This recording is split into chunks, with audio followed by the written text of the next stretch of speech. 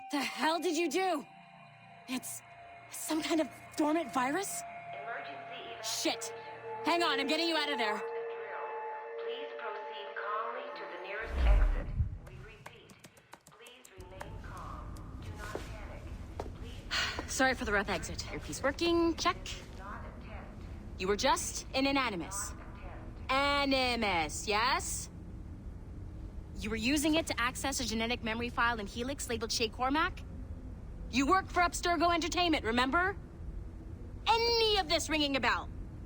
Your session triggered something bad, and it's affecting the whole building. We need to find your boss.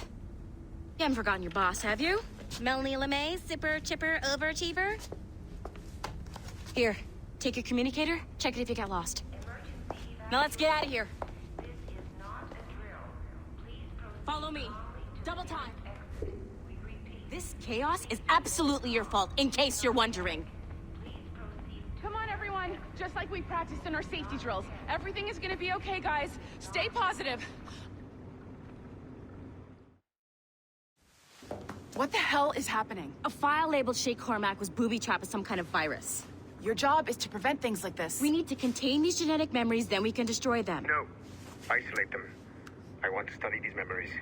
But With respect, Miss LeMay, this is not a request. You heard the man. fine. I need to borrow your numbskull. That okay with you, Ms. LeMay? Hey there, this might seem a bit weird, but you're gonna work for contractors we hired to, upgrade our security. Mr. Otto Berg and Miss Violet DaCosta. Call me Violet. I have to go check on our people and prepare a statement for the press. Do whatever they tell you to do, okay? Go team! Technically, you're not responsible for this, but you're the one who let the virus out, so I think it's only fair you help me clean it up. Mr. Berg wants us to relive Shay's genetic memories. To do that, we need to access them from Helix. But the Helix is down. We'll have to reboot the main servers in the basement. Man, whoever designed this virus is a genius. Not only does it restrict our access to the cloud, it's adapted to fuck up the other operating systems that regulate building functions. Melanie? The elevators are out of commission. Are we stuck on this floor? Damn, yes. I'll get a repair crew on site ASAP. There's a working area server on this floor. I guess that'll have to do for now. Agent DaCosta, I want regular updates on your progress with Shay's genetic memories. Why? He's just a nobody as far as I can tell. If Shay Cormac is who I suspect he is, then this temporary setback may provide us with an unexpected reward. Proceed to the server room on this floor.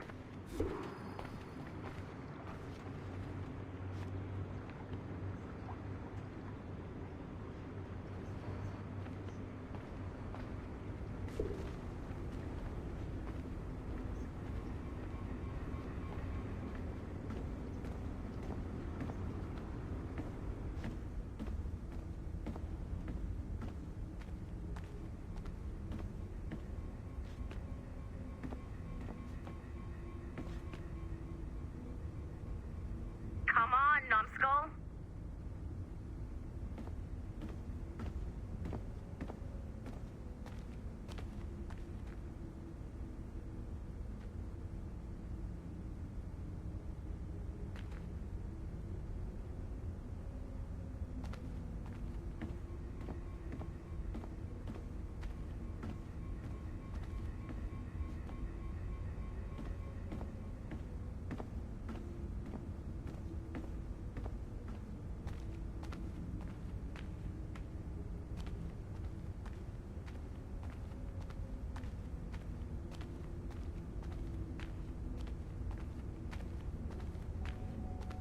I have dogs at home that are better trained than you are.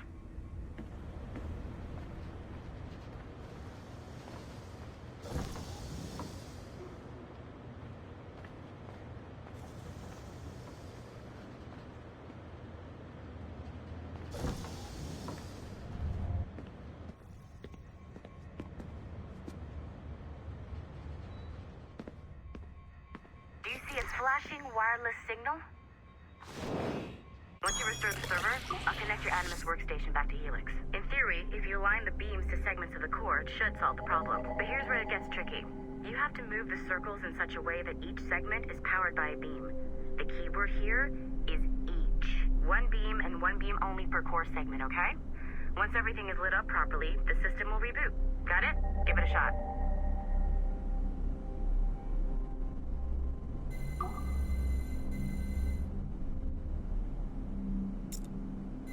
Good job. This core wasn't too complex, but rebooting the advanced hardware in the rest of the building will require more work.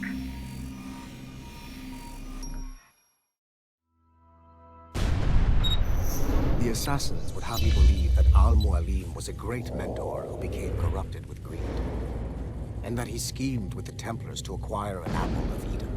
I see instead a shrewd and cunning leader, a man who used his best assassin, Altair ibn Lahad, to eliminate his conspirators in order to keep the apple for himself, so that he could use it to enforce world peace. While it must be stated unequivocally that Al-Mualim was not a Templar, it is interesting to me that his vision of peace was more in line with Templar philosophy than assassin. In the past, both sides had the same goal, that of peace. Our only difference was how we chose to achieve it. Had Al-Mualim not been killed by Altair and allowed to carry out his plan, perhaps we would not be fighting now.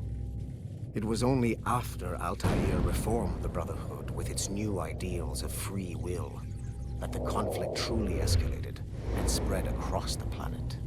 For if the so-called wise man of the mountain can see things from our point of view, surely the same can be said for other assassins.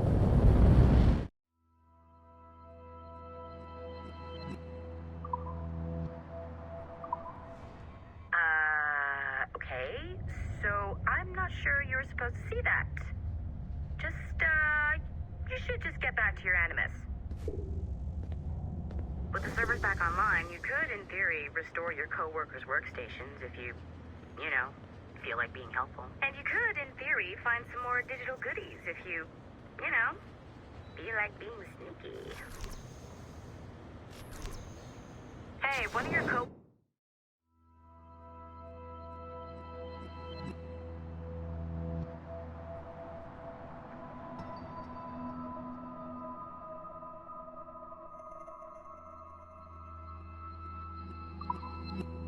dropped his communicator by the elevator?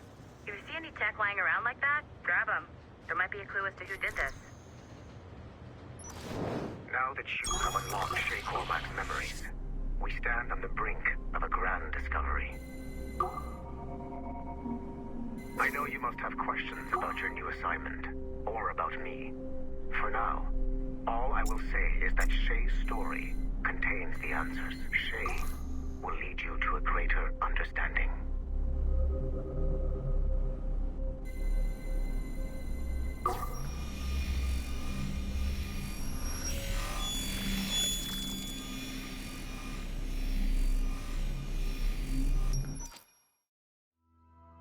Following the Great Purge of 2000, William Miles became the de facto leader of the Assassins.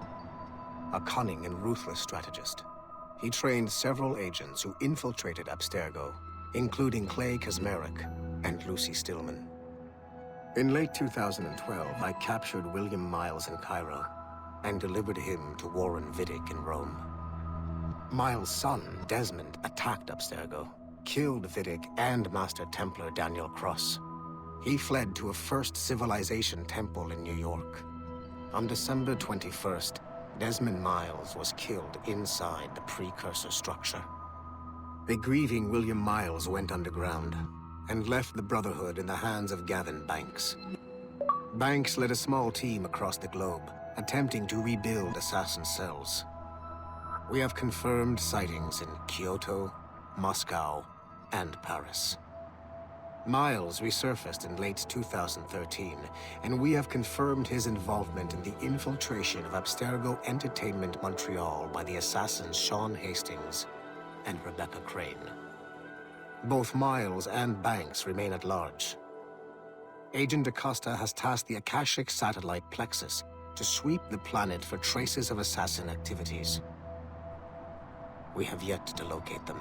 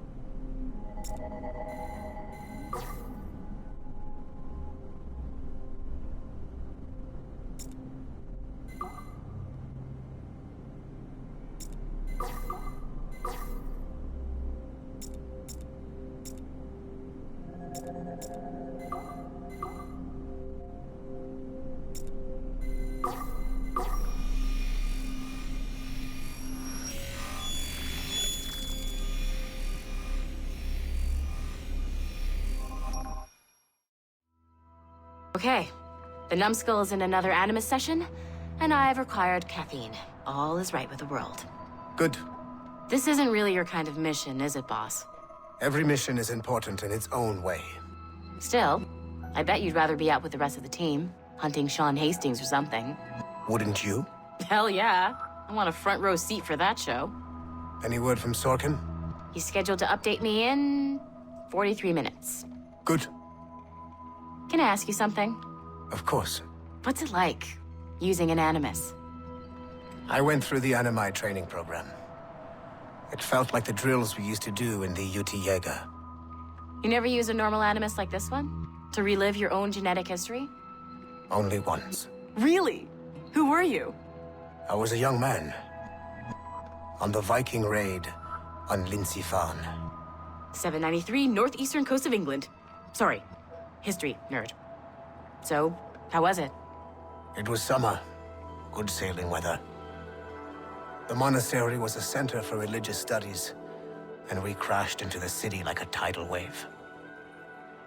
And? We pillaged and burned. They thought we were demons. The details of the memory were so vivid. I lost myself in the bloodlust. I defeated a Saxon, a great warrior, but did not want to kill him. I invited him to join our clan. Ah, Norse adoption rituals. The chance to sail the world with the Vikings. Yes, a chance to see the world as it really is. What happened then? He wept. Then he cried out that God had abandoned his people and that nothing remained but chaos. I felt such pity for him. I killed him without a second thought. After we're done here, are we gonna have to kill the numbskull? We will see.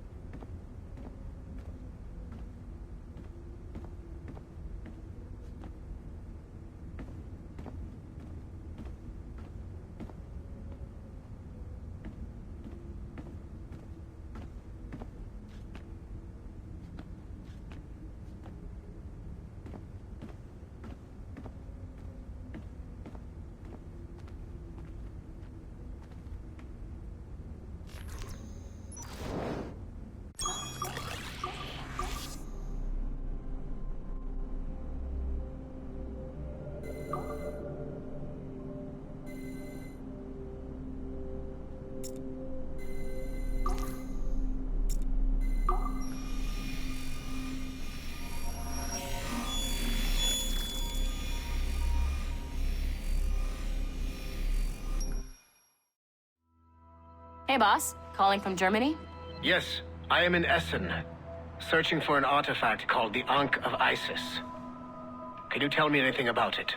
Give me a minute to fire up my machines here. Okay. Not much. There's an obscure file from the data dump scanner that mentions it.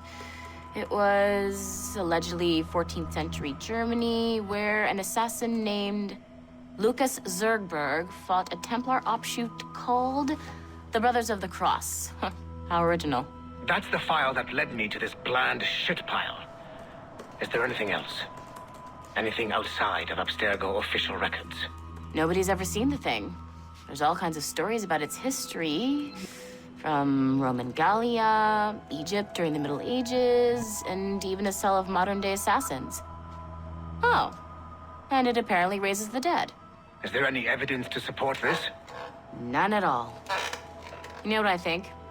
I think this is bullshit the assassins are spreading around so that people like us waste our valuable time sniffing after it. Smells like a trap. Agreed. Keep an eye out for new information about the Ankh. While it may not lead to an artifact, we may be able to follow the data back to some assassins. You got it, boss. Where are you off to next? Cuba. I'm going to excavate the observatory.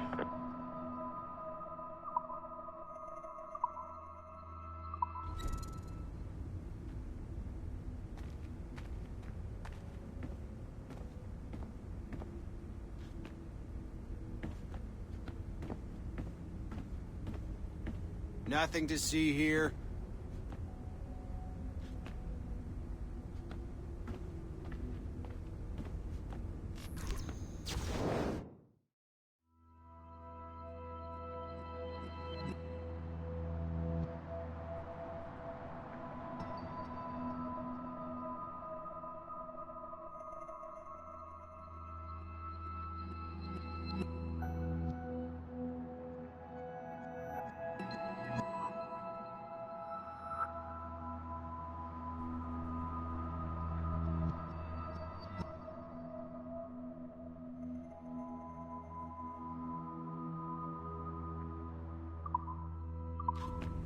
Nice find. If it was me, I'd snoop to see if there's any juicy stuff on it. But I might be a terrible person.